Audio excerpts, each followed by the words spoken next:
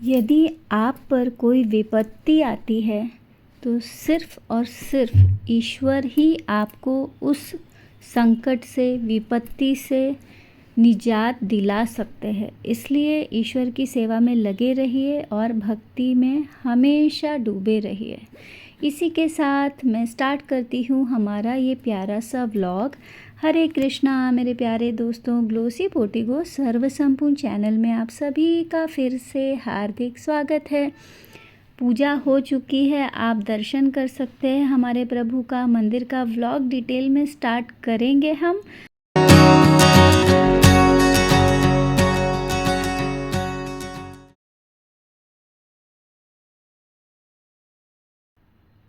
और ये हूँ मैं।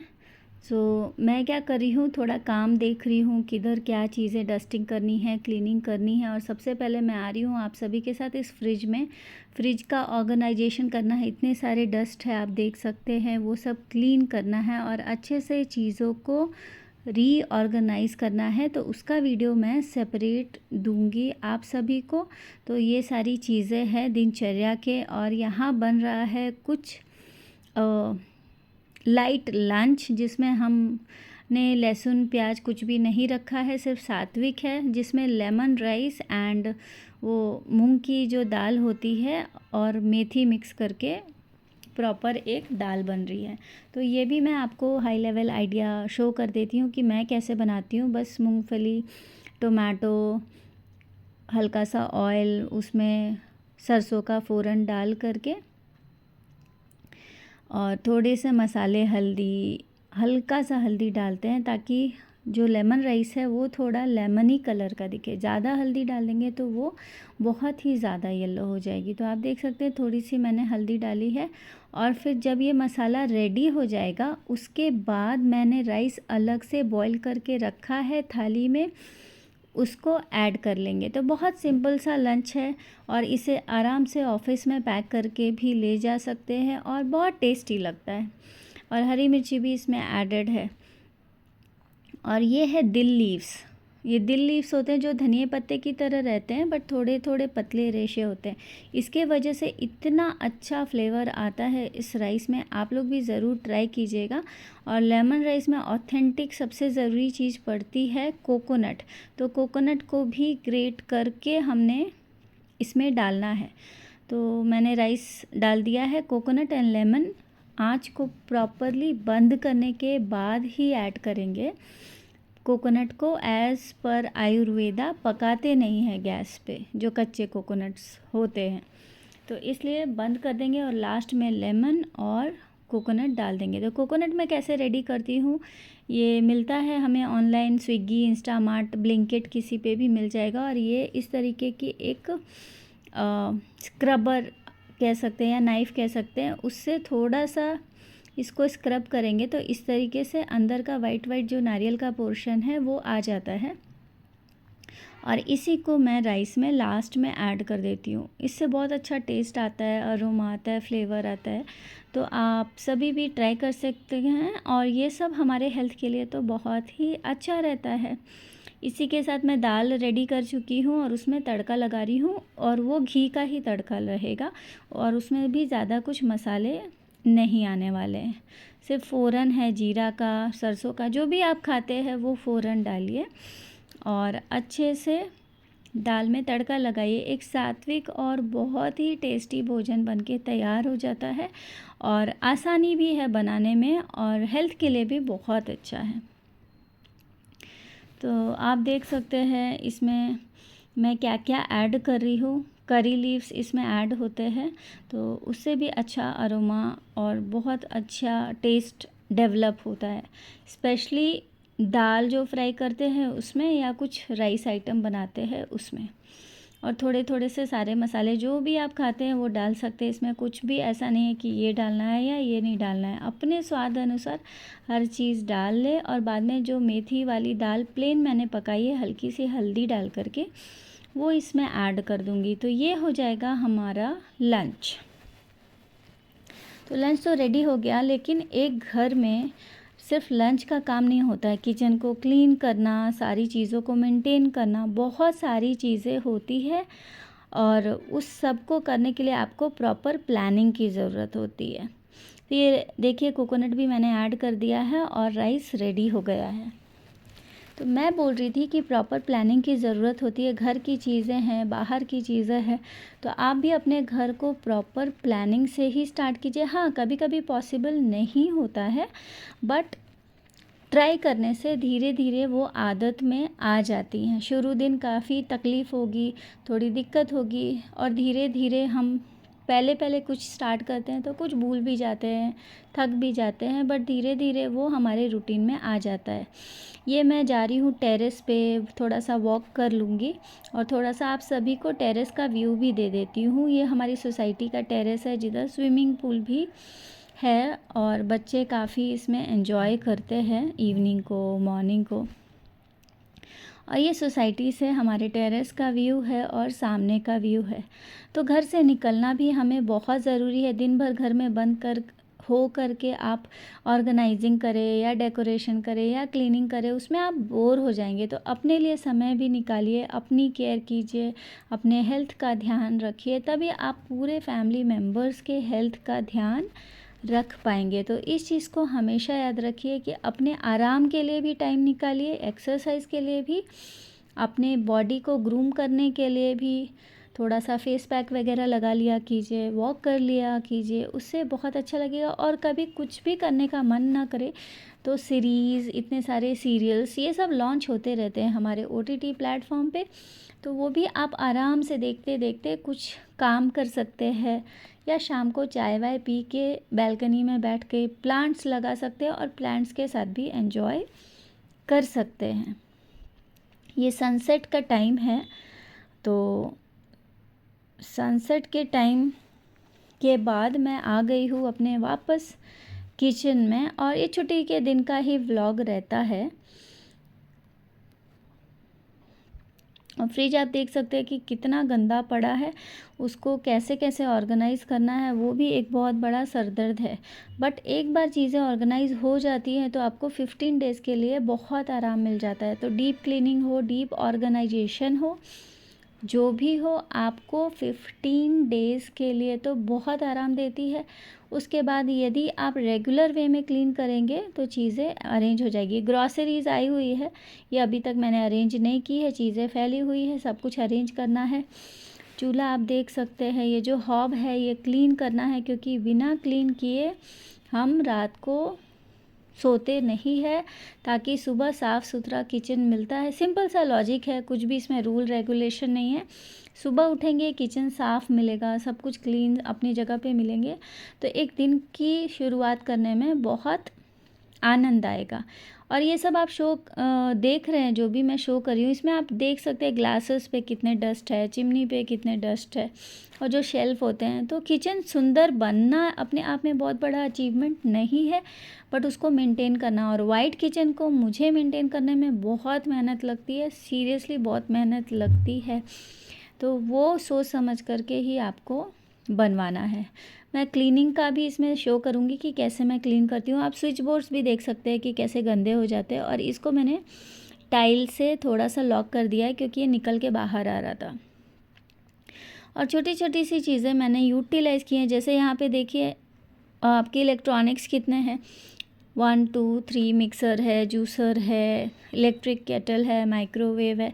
तो इसके लिए इतने सारे प्लग्स को लगवाना एक फ़ीज़िबल सॉल्यूशन नहीं है। तो इसके लिए हमने थोड़ा सा ऑप्टिमाइजेशन किया है कि एक ये जो थ्री पिन वाले 3 प्लग्स के मल्टीपल सॉकेट्स वाले प्लग है, उसको यूज़ किया है ताकि वो इजीली मेंटेन हो जाए। ये देखिए बाहर की ड्राई बालकनी है, जिधर बर्तन वगैरह रखे हैं, उधर भी रात होने से पहले सारे बर्तन अंदर लाने होते हैं, अरेंज करने होते हैं। जो क्लीन है, जो क्लीन नहीं है, यूज़ किए हुए हैं, उनको भी पानी से पूरा क्लीन करके रखने होते हैं, ताकि आपके डिश वॉशर है या हाउस हेल्प है तो उसमें वो चीज़ें यूटिलाइज़ हो सके। ये सारे बॉक्सेस में मुझे ग्रॉसरीज़ भरनी है जो भी ख़त्म हो गया है, और फिर आप देख सकते हैं सारी चीज़ें मैंने अरेंज कर ली है 1 वीक 2 वीक ग्रॉसरी प्लानिंग के हिसाब से। बहुत ज़्यादा प्लानिंग मैं भी नहीं कर पाती हूँ, I am also a new learner. So देखते हैं कैसे चीज़ें चलती हैं। और आप सिंक एरिया देख सकते हैं, ये वाइट सिंक है और एक दिन में अगर इसमें सब्जियाँ, चावल, दाल जो भी बनता है, जूठे बर्तन तो नहीं धुलते बट जो भी सब्जियाँ वगैरह धुलती है उसके वजह से थोड़ा सा गंदा हो जाता है। और यहाँ पे थोड़ा सा पूजा के ऑर्गेनाइजेशन की चीज़ें हैं जो ग्रॉसरी के साथ आई थी, जैसे ऑयल्स है या स्क्रबर्स है, जो भी है वो मैं उधर रखती हूँ। तो आइए चलिए साथ में मिलके क्लीन करते हैं ये सिंक।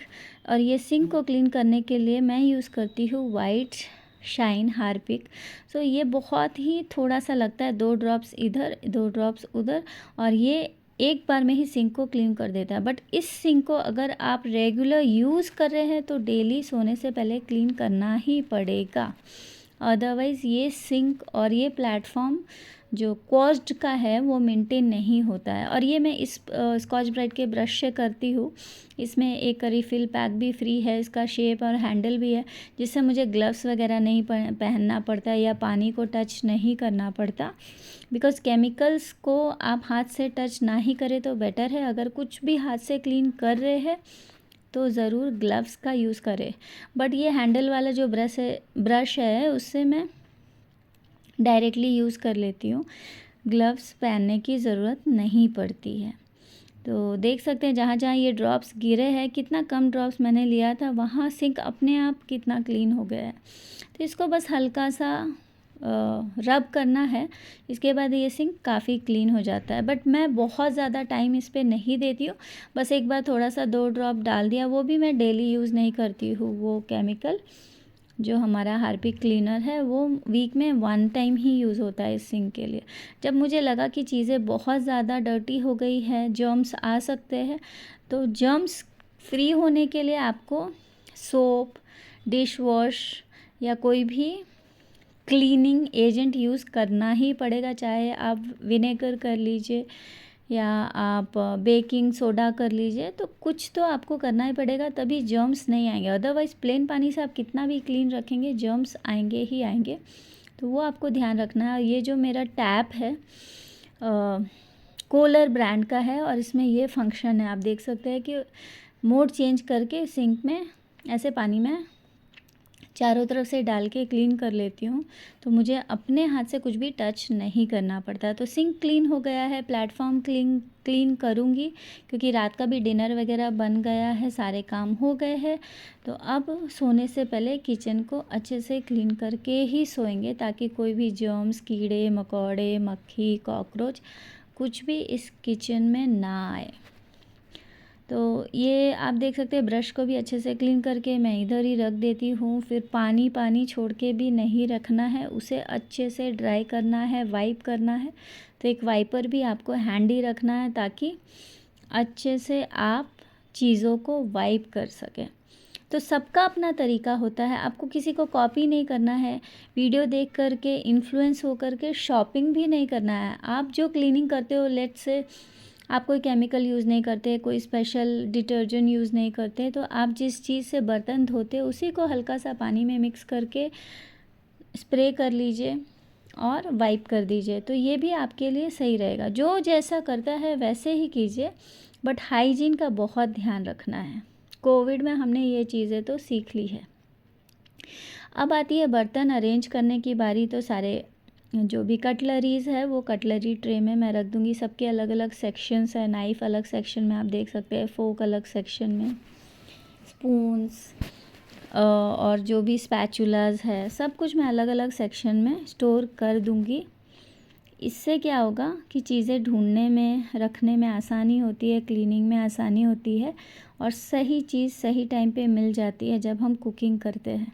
क्योंकि कुकिंग करने का पहला रूल है कि सारी चीज़ें पहले से अरेंज करके रखनी है। बट कभी कभी मैं भूल जाती हूँ कि चलो ये खाना बना रही हूँ तो इसमें ये स्पैचुला चाहिए या ये प्लेट चाहिए या ये लिड चाहिए, तो मुझे एट रैंडम निकालना पड़ता है। इसलिए मैं क्या करती हूँ कि चीज़ें अरेंज करके ही रख लेती हूँ। थोड़ी सी मेहनत तो लगेगी, बिना मेहनत के कोई भी फल नहीं मिलता, आप सभी को पता है। मेहनत के बिना कुछ पॉसिबल नहीं है। तो आपको मन ना भी करे तो अपने मन को समझाना पड़ेगा और चीज़ें करनी पड़ेगी। अदरवाइज़ नेक्स्ट डे वो चीज़ करनी पड़ेगी, मॉर्निंग में आपको करना पड़ेगा या आफ्टरनून में, कभी ना कभी तो करना ही पड़ेगा, बट पाइलअप होके चीज़ें बर्डन बन जाती है। तो वो बर्डन की तरह भी हमें जीवन को नहीं जीना है कि अरे ये काम है, वो काम है, ये करना है, वो करना है। एंजॉय करते रहना है, थोड़ा मन करे तो कीजिए, नहीं मन करे तो थोड़ा रिलैक्स कीजिए, फिर वापस मोटिवेट हो करके अपने काम में लग जाइए। ये सब अब आप देख सकते हैं, हर चीज़ की डेडिकेटेड जगह है, ग्लासेस की अलग, कप्स की अलग। इसमें मिल्क पॉट है, ये मिल्क गर्म होता है डेली मॉर्निंग ठाकुर जी का, तो ये मैं इधर ही सामने ही रख देती हूँ।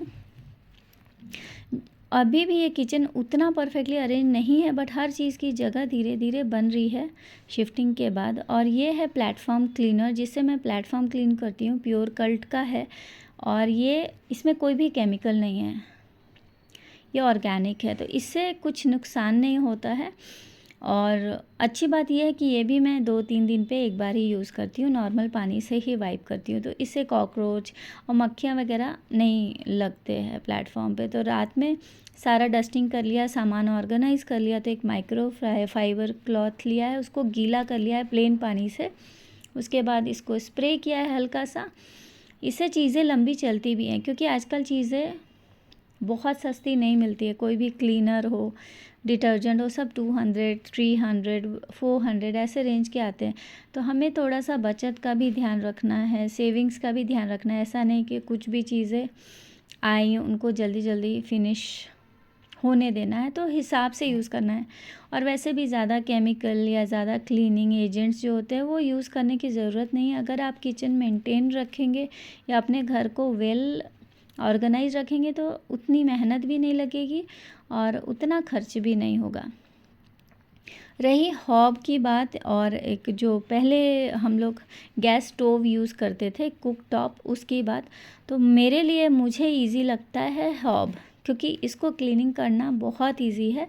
बस सारे स्टैंड्स उठाइए और एक बार वाइप कर दीजिए। बट जो हॉब या कुक टॉप होते हैं, जो स्टील का होता है, उसमें स्टील में बहुत सारे निशान पड़ जाते हैं, उसको क्लीन करने के लिए दूसरे तरीके ढूंढने पड़ते हैं। तो इसमें वो सब सिस्टम नहीं है। जो ब्लैक कलर का प्लेट भी देख रहे हैं बर्नर के साइड में, वो बिल्कुल भी गंदा नहीं होता, उसमें दाग नहीं लगते, और एक माइक्रोफाइबर क्लॉथ से चीज़ें क्लीन हो जाती है। तो इसको भी डेली क्लीन करते हैं, क्योंकि मॉर्निंग का ठाकुर जी का दूध गर्म होता है, सबसे पहले वही चीज़ होती है हमारे घर में।